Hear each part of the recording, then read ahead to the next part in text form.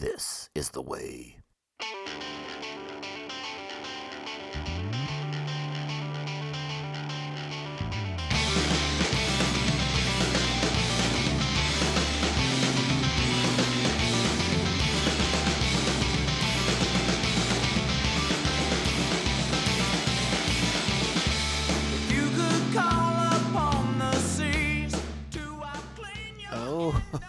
Oh, greetings, Bucketheads. Mavar Tagar. Welcome to our 265th Vague Versions for Similitude episode of Mandovision. I'm your host, Nargai Tom. Thank you so much for checking out the small independent Star Wars podcast. So glad that you're here with us. Reach out to us on the socials. We're at Mando_Vision on Twitter and Instagram. Email the show, mandovisiontom@gmail.com. Be sure to like, subscribe, follow, and share the show with all the Mandalorians in your covert. All right, Bucketheads, we're back. It has not been that long since we talked last, but it is time for episode 7 of Star Wars: The Acolyte. And the first thing we're going to talk about is what I talked about with you guys this morning. Hopefully you've had a chance to listen to the bonus episode where I raised some concerns from the last episode of The Acolyte. And maybe you're wondering, were those concerns addressed in tonight's episode 7? And it's a strong maybe. It's a very strong maybe. Listen, you know how I am. I'm not the most biggest fan of the Star Wars Forcey hocus pocus stuff, and there's a lot of Star Wars Force hokum in this episode, for better or worse. And again, it's not that I don't appreciate the Force and everything that it brings to the table for Star Wars. I just sort of wish that it had a more defined set of rules, as opposed to let's just make up words and throw it into Star Wars. And we'll talk a little bit more about that. I might be being a grump. I'm probably being a grump. Let's be perfectly honest. I'm probably being a grump about it a little bit. But I think they did take strides to address my concern from the last episode. But overall, this series continues to do what it's done since the very, very beginning, which is just and again, this is my opinion, but I feel like this show, for as much as I enjoy what they're doing and what they're trying to do with the story they're telling, I feel like they take far too many liberties with just throwing on, they just pull on that e-brake and just halt all forward momentum in the story at completely random times, and I find it slightly infuriating. Again, I by and large, overall, I like this show. I like the story that they are trying to tell. I just sort of, again, this is my personal feeling. I wish it was being told in a slightly different fashion. And again, that is a me thing. I completely own that. I understand that. But we're gonna talk about it. We're gonna get into it. You guys know how I feel about pacing. Yeah. And sort of like the narrative flow of certain types of stories. And the Acolyte has swung wildly across the pacing spectrum. One of my complaints from last week was that everything kind of came to a halt so that we could have Osha and Kamir on the planet that definitely wasn't Octo, so they could have their chat and their bonding moment and their falling in force love, or whatever the heck they call it. Meanwhile, Master Soul and May are stuck in a powered down ship that's just breaking down for, quote unquote reasons. And instead of driving these characters forward to the third act of the story, I find that slightly frustrating. I found that slightly challenging. And then, as that episode ends, it feels like, oh, okay, now things are going to happen, blah, blah, blah. But no. Not so fast. Not so fast, my friends. Much like episode 3, we pull that e-brake once again and spend our time in a full-blown flashback episode. It's not my favorite choice, and that's just my personal opinion on these things. I wish they'd incorporated these things a little bit differently. That I'd really need 35 minutes of flashback to kind of get all that information that was in this episode. Maybe, maybe not. But we'll talk a little bit more about it in depth here coming up in just a second. But let's go ahead and get our particulars for this episode out of the way because, after all, this is Star Wars The Acolyte, Season 1, Episode 7, Choice. Original air date, July 9th, 2024. Our episode this week is directed by Kogonada. It is written by Charmaine D. I can't read my handwriting. Charmaine D. Gratte, Jen Richards, and Jasmine Flournoy. Our primary cast for this week: Lee Jung-jae, Jodie Turner-Smith, Margarita Levia, Dean Charles Chapman, Junius Suotamo, Lauren Brady, Leah Brady, Carrie Ann Moss, and so many, many more. Our riveting plot description for this episode: a bitter truth is revealed. All right, so we're gonna talk about the episode a little bit. As has been the case for much of this season of the episode, a lot of it is just kind of like my sort of initial visceral reaction to what I saw. We're not doing a lot of deep diving, hardcore analysis of the episodes. This is much more of a whoa, wait, that just happened kind of episode. You guys have probably picked up on that. It's not my favorite style of show to do, but schedules dictate sometimes how the show has to flow, and that is unfortunately the nature of the beast. All right, my friends, let's get into it. Let's talk about this episode. You know what that means. It is time. Strap on your buckets. Let's go. This is the way. This is the way. This is the way. All right, as we said, this episode, a full-bore flashback, much like Episode 3 was. And essentially, we're getting a retelling of Episode 3, except this time, instead of the story being from Osha's perspective, we're getting the story from the Jedi perspective, specifically Soul's perspective. But it fills in a lot of the blanks for us, like why the Jedi are on Brendok in the first place, what they're doing there, and it's not for the nefarious purposes that I think a lot of us started to kind of let ourselves go down that road on. And I'll be honest with you, I see the pros and cons of having the story go the way that it does in this episode. Again, just to kind of put it out there, they're on Brendok. They're investigating a potential vergence in the Force because Brendok was a planet rendered lifeless 100 years ago during the Great Hyperspace Disaster that kicked off the High Republic novels, the Jedi's conflict with the Nihil. This is the hyperspace disaster which they refer to in this episode. But for some reason, life has returned to Brendok, so this team of Jedi, Indara, Soul, Kelnaka, and Torben, are there to investigate.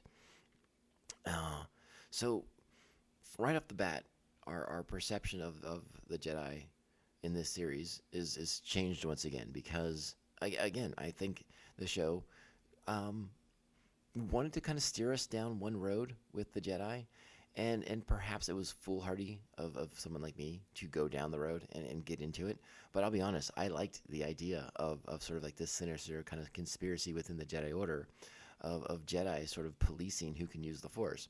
I found that to be very, very interesting concept, a very interesting idea to pursue, of sort of like this sort of schism within the Jedi Order. But I can also see why that might not be the perception of the Jedi that we want to give, because again, the Jedi are supposed to be sort of above all that. You know, they are supposed to be the good guys, the noble heroes.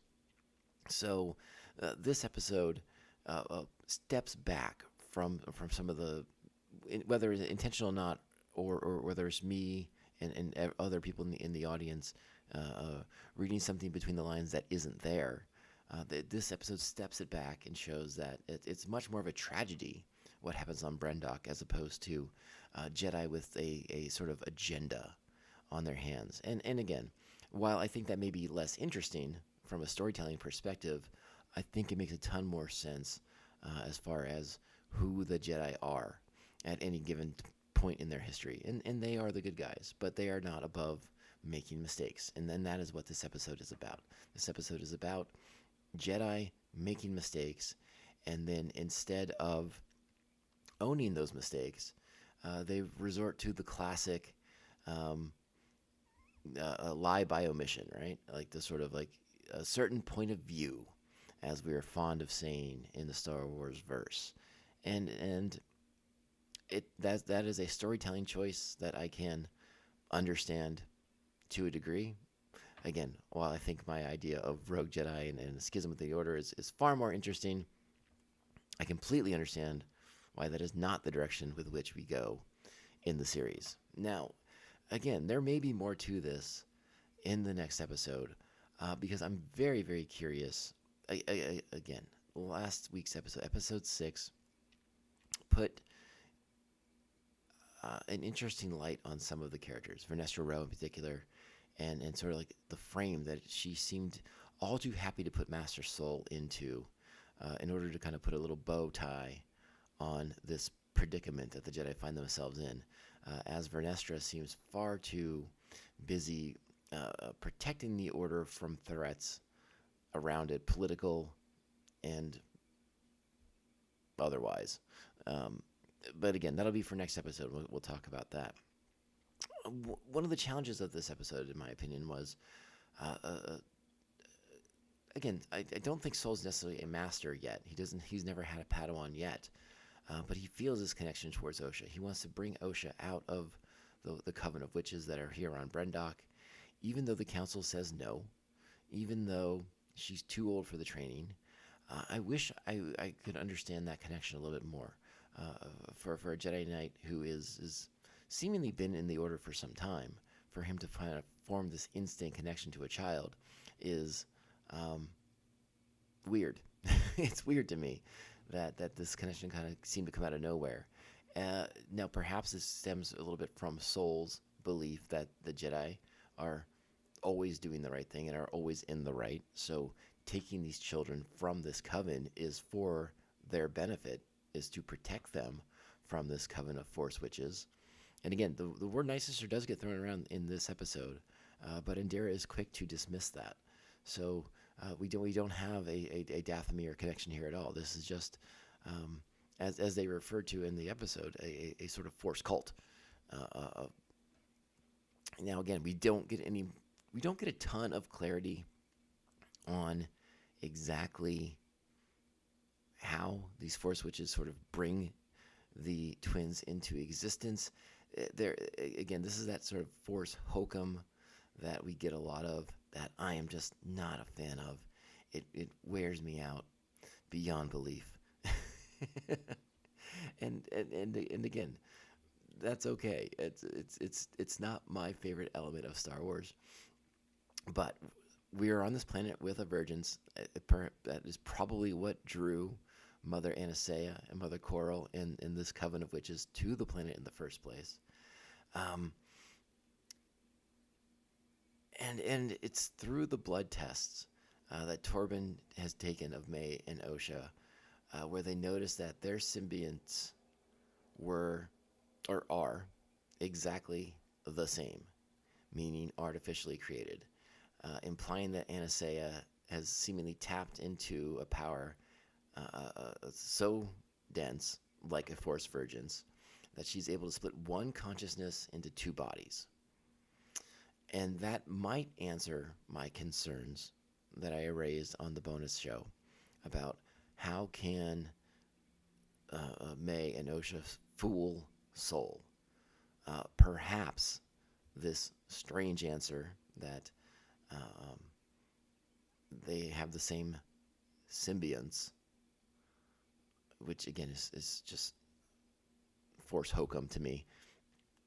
Perhaps that is how May is able to fool Soul. it, and again, who is this one consciousness in two bodies? Is that why there's sort of a light one and a dark one, again implying their force beliefs, one to the light side, one to the dark side, that kind of thing? Is that what we're going with? It feels too simple. It feels too straightforward. And again, we're putting a vengeance now around a being, much like Anakin Skywalker. I want a little more clarity on these things. I want to find out what's going on here. Are we getting into another sort of force dyad situation like Rise of Skywalker? These are things that I hope we will get a little bit more clarity on in the season finale next week. But yeah, we're going to leave it at that. Like I said, the episode's interesting in the regards that it's from the Jedi's perspective. Indira is trying to shut down Soul. Torben is this young Padawan who is just obsessed with being on Coruscant for some reason, has no interest in going out into the galaxy.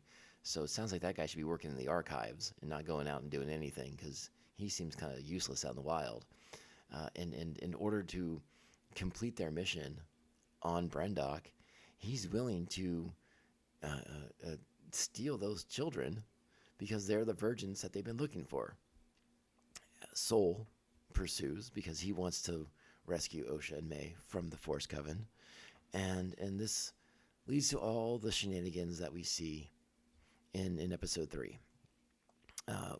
What we didn't see was the Force Witches taking over Kalnaka, getting into a big fight with the Wookiees, with a Jedi Wookiee. Torben almost killed by him, Soul going after him. Indira breaking the spell that the Force Witches put over Kalnaka, which is what seems to kill them. Some kind of feedback loop, I would imagine. And Mother Coral, as was noticed in Episode 3, not amongst the bodies. So she is probably the mysterious person pulling all the strings in this series. And that's kind of sort of the episode. After the fire, after the death of the witches, the Jedi are leaving Brendok. They're going back to Coruscant with Osha. And this is where the lie of omission comes into play. This is where they decide they can't tell the council what happened on Brendok because they overstepped their bounds. They didn't follow the ruling of the council, which was to not interfere. The Jedi Council was happy to have a live and let live situation with this Force Coven. They weren't going to take their children away. They weren't going to investigate the virgins any further. It was Torben and Soul who kind of took it upon themselves. And it was Soul himself who killed Mother Anastasia when she got all Dracula-like and turned into the fog, and he stabbed her with a lightsaber instead, reacting out of fear. Not good for Soul. So, again, like we have discussed throughout the course of the series, the Jedi involved in the situation on Brendok obviously all racked with guilt of varying degrees for their actions on Brendok. And what I am looking for next is, like, how is Soul going to kind of come to grips with this with May and Osha? We have one episode left. I suspect it'll be a lengthy one. Probably close to like an hour-long runtime on this one because we have a lot of ground to cover here with all these characters. We also have Vernestra Rowe in pursuit, again, willing to set the frame around Master Soul for the death of the Jedi on Kofar. There's a lot of plot that we have to get to in this show, and that's one reason why I find when we do these full-blown flashback episodes, I get a little frustrated. This is something that has become a narrative choice on a great deal of shows in the last 5 or 10 years, where you're following the group of characters and then they pump the brakes and shift the gears to a different set of characters or some other plot line, and you're just kind of like left hanging. And it's not been my favorite way of telling story on television recently. I suppose behind the scenes and logistically, and there's probably money involved for the actors and their screen time, and their per episode blah blah blahs, whatever. Narratively speaking, I find it frustrating, and that's been a lot of The Acolyte to me has been frustrating. I like the show. I like the mystery. I like the things they're sort of implying and the way they're sort of exploring the dark side and the Sith Stranger and his sort of unique perspective on the galaxy and using the Force in the galaxy. I like all that stuff that they're doing with these characters. I just wish the story was being told slightly more cohesively, with a little bit more forward momentum, a little bit more of an up tempo pacing to it. But it is what it is, and again, I'm not gonna sit here and sort of berate the show for not being what I want it to be, because it's what the creators wanted it to be, and that is something that we have to, in my opinion, we have to respect that. And perhaps this will be one of those shows that I'll watch, 6, 12 months from now, and it'll all gel for me a lot better than it does currently. That tends to happen a lot because, again, as we've talked about in the past, expectation versus the reality, two different things. And maybe my expectations are getting in the way with this show a little bit, because I feel like there's some interesting possibilities here, but we're not going down those roads. We're actually playing it a little bit safe, and for better or worse, that's the choices that have been made by the creators, and we just deal with it. So, what else did I want to say about this episode that was kind of on my mind? Yeah, I mean, that's kind of all my main points, but I have to address something. I don't want to address this, but I know this will be something that the internet will lean into and light on fire, and this is one of those rare moments where I might actually agree with the negativity, because that song they played over the end credits, not a fan. Just not a fan. Didn't work for me. I watched the episode with subtitles on, so I had the subtitles. I had the lyrics for the song. Didn't work for me. Is the best way I'm going to. That's where I'm going to leave it. Just that song, woof, did not work for me in any fashion, in any way. It added nothing, in my opinion.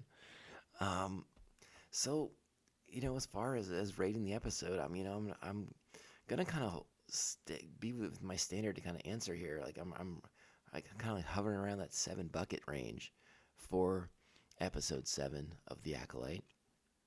I just don't like these full, I kind of want to ding it more because I just don't like these full blown flashback episodes. They bum me out. They bring everything to a halt. Is it interesting that we basically watched the same episode as episode 3, but with a different perspective, aka, as we know in Star Wars, a certain point of view? Sure. Yeah. Okay. Again, I just think there's tidier ways to do that. Just my opinion. But choices were made, and I got to respect that, and that's okay. But yeah, 7 buckets. We got a lot of ground to cover to get to that finale next week. And, I don't know. I'm up in the air on how this is going to land, if they can stick the landing for the show or not. Because, again, for all my criticisms that I've had, all my sort of like mini micro frustrations with the series overall, I have enjoyed it. So will they bring it together? Because, listen, let me tell you what. For all the frustrations I had with the first 4 episodes of the series, episode 5, they earned a lot of my trust and my faith back. And they can do the same thing again here with episode 8 if they bring it all together. So, let's wait. Let's see.